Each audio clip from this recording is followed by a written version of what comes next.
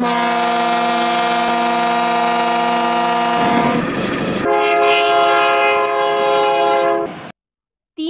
মিলে তিনবার টাইম টেবিলটা ভালো করে দেখে জেনে নিলাম কিউল থেকে গয়ার গাড়ি ছাড়ে সন্ধ্যা ৬টা ৬ মিনিটে। আমরা মানপুর পৌঁছবো প্রায় শেষ রাত্রে ৩টা ১২ মিনিটে। বন্ধু শান্তির বিশেষ অনুরোধ আর বড়দিনের ছুটিটাও কাটবে বেশ ভালোভাবেই। তাছাড়া শুনেছি মানপুরের ক্ষীরের প্যাঁড়া সুবিখ্যাত।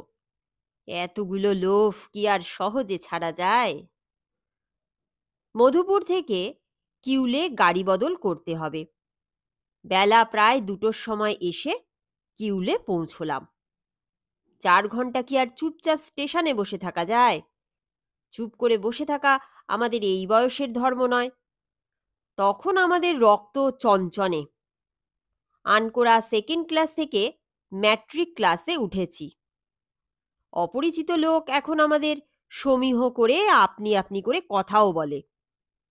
এই তো বছর ২ আগে মধুপুর স্টেশনের স্টলে আমি, পাখি আর পল্টু চা খেয়ে ভুল করে পয়সা না দিয়ে বেরিয়ে যাচ্ছিলাম। অমনি বেয়ারা অতি কর্কশ গলায় আধা হিন্দি আধা বাংলায়, "অহে খোকারা, চা খেয়ে তার দাম দিতে হয়, এটা কি তোমাদের অজানা আছে? ছি ছি, ভদ্রলোকের ছেলে হইয়ে বেইমানি!" এই সব বলে আমাদের বিদ্রূপ করেছিল। এবার ঠিক সেই স্টলে বসেই চা খেলাম। ঠিক সেই লোকটা গোবেচারার মতো আমাদের সসম্মানে বসিয়ে চা পরিবেশন করল। আবার প্রত্যেক কথায় হুজুর হুজুর। শুধু তাই নয়, যাবার সময় আবার মিলিটারি কায়দায় এক প্রকাণ্ড সেলাম। এ কিন্তু ইংরেজি ১৯২৮ সালের কথা বলছি। থাক, এখন গল্পটা শেষ করি। কিউল স্টেশনটা ততক্ষণ ঘুরে আসা যাক, কি বলো? পল্টুর কথায় আমি আর পাখি তৎক্ষণাৎ রাজি। কিন্তু বিধি যখন বাম, কি করবেন বলরাম? কিছু দূরে গিয়েই আমার শুরু হলো অসহ্য পেটের যন্ত্রণা। এই রে, শিমুলতলার গজা খেয়ে এই ব্যাপার হয়েছে। মা বিশেষ করে বারণ করে দিয়েছিলেন, রাস্তার খাবার কক্ষনো খাস নে। সঙ্গে খাবার করে দিয়েছিলেন প্রচুর। সকলের সঙ্গেই বাড়ির খাবার ছিল। কিন্তু আমার কেমন একটা বদ অভ্যাস, খাবারওয়ালাদের ডাক শুনেই আমি আর ঠিক থাকতে পারতাম না। মহা ফ্যাসাদে ফেললে হতভাগা! পাখি আমাকে ধমকে উঠল। কিন্তু আর কি হবে, আমি ততক্ষণ পেটে হাত দিয়ে বসে পড়েছি। মহা মুশকিল। ওদের মনে ভরসা দেবার জন্য বললাম, আমাকে ধরাধরি করে ওয়েটিং রুমে রেখে আয়। একটু চুপ করে থাকলেই ঠিক হয়ে যাবে। আমি একটু বিশ্রাম করি, তোরা ততক্ষণ ঘুরে আয়। আমাকে ওরা ধরাধরি করে ওয়েটিং রুমে নিয়ে গেল। খুব চমৎকার ওয়েটিং রুম, যেখানে আরাম কেদারা ছিল, চেয়ার ছিল। আমাকে আরাম কেদারায় শুইয়ে দিয়ে ওরা শহর দেখতে চলে গেল। ওদের বললাম, তাড়াতাড়ি ফিরিস, ৬টায় কিন্তু গাড়ি। ওয়েটিং রুমে আমি একলা, কম্বলটা ভালো করে আপাদমস্তক মুড়ি দিয়ে শুয়ে আছি। হঠাৎ এক বিহারী ভদ্রলোক এসে আমার ঠিক বিপরীত দিকের চেয়ারটাতে বসলেন। মাথায় প্রকাণ্ড পাগড়ি, মুখে একরাশ চাপ দাড়ি, সারা গায়ে মোটা কম্বল জড়ানো। আমার পেটের ব্যথাটা ততক্ষণ অনেকটা কমে এসেছে। বেশ একটু আরামও বোধ করছি। একা বসে কি আর করি, ভাবলাম বিহারী ভদ্রলোকটির সঙ্গে একটু গল্পগুজব করা যাক। চিরকাল পশ্চিমে থাকি, ভালো হিন্দি জানি বলে আমার মনে বেশ একটু গর্বও ছিল। বিশুদ্ধ হিন্দিতেই কথাবার্তা শুরু হলো। ভদ্রলোকটি যাবেন মোগল সরাই। অনেক কথাবার্তা হলো। আমি আমার আকস্মিক পেট ব্যথার কথা বললাম। তিনি তার ব্যাগ থেকে নাক্স ভূমিকা বের করে আমায় এক ফোঁটা দিলেন। হোমিওপ্যাথির কতগুলি অতি দরকারি ওষুধ সর্বদাই নাকি তার সঙ্গে থাকে। কিছুক্ষণ পর আমি একেবারে গা ঝাড়া দিয়ে উঠে বসলাম। শরীরটা বেশ ঝরঝরে লাগছিল, ওষুধের গুণেই বোধহয়। অবহেলায় হাট ভাঙলি শ্যামা, কি নিয়ে মা ঘরে ফিরি। কিছুক্ষণ দুজনেই চুপচাপ বসে আছি। হঠাৎ বিহারী ভদ্রলোক গুনগুন করে গান ধরলেন। আমি তড়াক করে লাফিয়ে উঠলাম। আমি ভয়ানক আশ্চর্য হয়ে তাকে জিজ্ঞাসা করলাম, বাবু, আপনি বেশ ভালো বাংলা গান জানেন দেখছি। তিনি জবাব দিলেন, সে কি মশাই, আমি যে বাঙালি। আমার নাম বামাচরণ বাঁড়ুজ্জে, বাড়ি বাঁশবেড়ে। আপনিও তাহলে দেখছি বাঙালি। আমি সোল্লাসে বললাম, আলবাত, হা হা হা, আমার ঊর্ধ্বতন ১৪ পুরুষ সবাই বাঙালি। আমি খাস বাঙালির ছেলে, বাড়ি আমার বিক্রমপুর।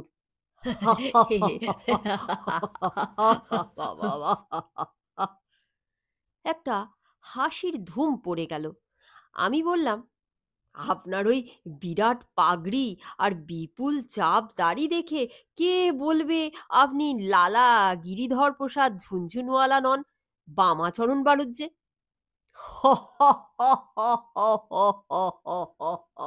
ভদ্রলোকটি হেসে বললেন, আপনার হিন্দি বলার বহর দেখে আমিও আপনাকে জোয়ালা প্রসাদেরই কোনো জ্ঞাতি ভাই মনে করেছিলুম।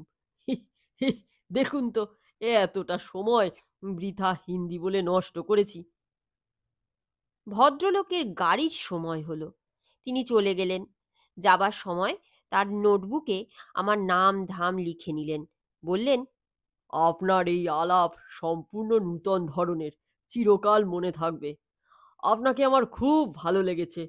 মধ্যে মধ্যে চিঠিপত্র দেবেন, আর আমি বাড়ি গিয়েই আপনাকে প্রথম চিঠি দেব। উত্তর চাই চাই। ভদ্রলোক চলে গেলেন। আজ প্রায় ১২ বছর হতে চলল। ভদ্রলোকের প্রথম চিঠিখানি এখনো এসে পৌঁছায়নি। তবু এখনো প্রত্যেক ডাকেই তাঁর চিঠির আশা করে থাকি। ৬টা প্রায় বাজে। দুটি মূর্তির এখনো দেখা নাই। গাড়ি এসে পড়েছে। আমি ছটফট করে পায়চারি করছি। ট্রেন ফেল করলে ভীষণ অসুবিধায় পড়তে হবে। দ্বিতীয় ঘন্টা পড়ল। চেয়ে দেখি পল্টু আর পাখি ছুটতে ছুটতে আসছে। হাঁপ ছেড়ে বাঁচলাম। আমরাও গাড়িতে উঠলাম। গাড়িও ছাড়ল। আমাদের কামরায় বেশি লোক ছিল না। এক পেশোয়ারি দেখি বেঞ্চের উপর নামাজ পড়ছে। সে ছাড়া আর ২-৪ জন পশ্চিমা ছিল। শেষ রাতে মানপুর পৌঁছাবো। সবাই ঘুমিয়ে পড়লে ওভার ক্যারিড হয়ে যাবার ভয়। পাখি বললে, আমরা আর রাত জাগা অভ্যাস আছে। আমি পরীক্ষার আগে সমস্ত রাত বসে জিওগ্রাফি পড়তাম। পল্টু বলল, এই যা যা, তুই ঘুমোতো। আমি গান গেয়ে রাতের পর রাত কাটিয়ে দিয়েছি, আমি বেশ পারবো। আমি চাচা ছোলা ভাষায় বললাম, ভাই, আমার কিন্তু ঘুমোতেই হবে। শরীরটা অসুস্থ, একটু চাঙ্গা করা চাই। তখন ঠিক হলো ওরা দুজনেই জাগবে, আমি ঘুমোবো। তাই কিছুক্ষণ পর আমি বিছানা পেতে ঘুমের বন্দোবস্ত করে ফেললাম। বললাম, এই, সময় মতো আমাকে কিন্তু জাগিয়ে দিস। অজানা দেশ, শান্তি স্টেশনে লোক পাঠাবে লিখেছে, তার খোঁজ করতে হবে আবার। আমি শুয়ে পড়লাম, আর যেই শোয়া অমনি ঘুম। কতক্ষণ ঘুমিয়েছি জানি না। হঠাৎ ঘুম ভেঙে গেল। ট্রেনটা কোন স্টেশনে ভিড়েছে জানি না। পল্টু, এই পল্টু, পাখি, পাখি, চিৎকার করে ডাকলাম, কিন্তু কারুর কোনো সাড়া নেই। চেয়ে দেখি দুজনে দিব্যি নাক ডাকিয়ে ঘুমুচ্ছে।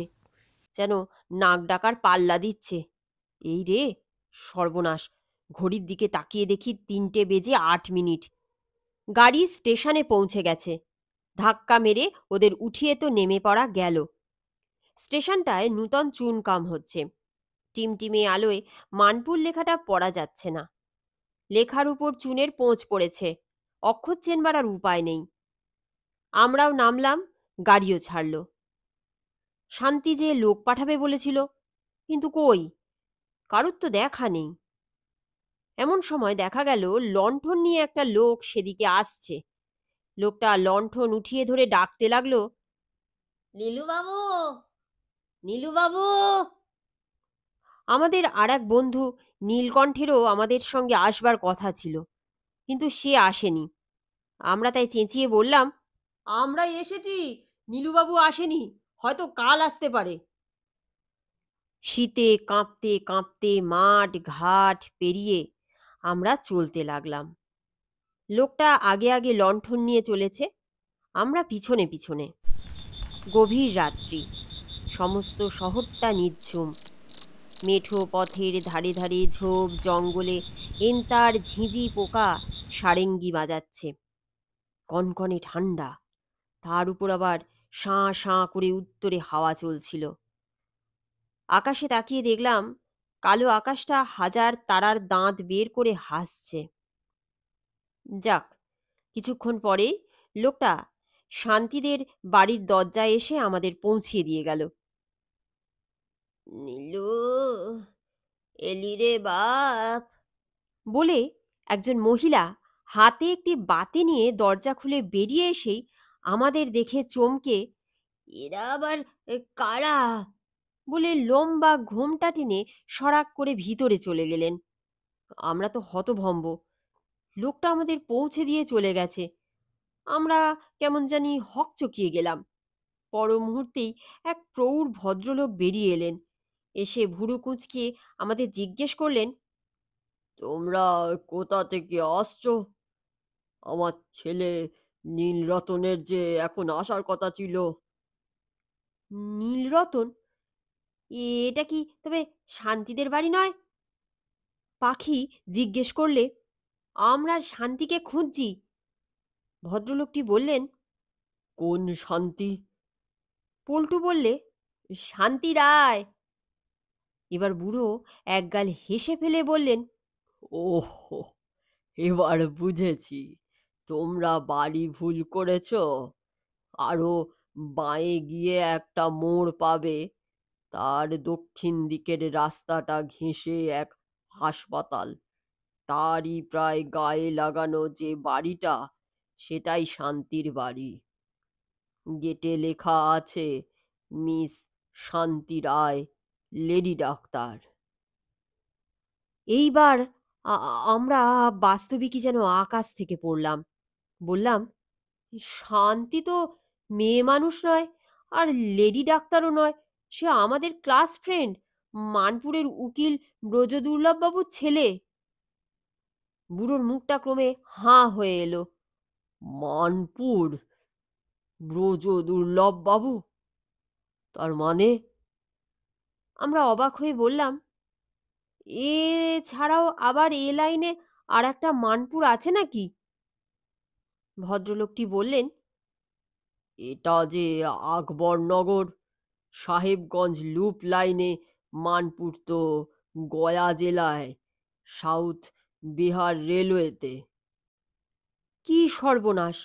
টাইম টেবিলেও কি এত মারাত্মক রকমের ভুল ছাপা হয় নাকি?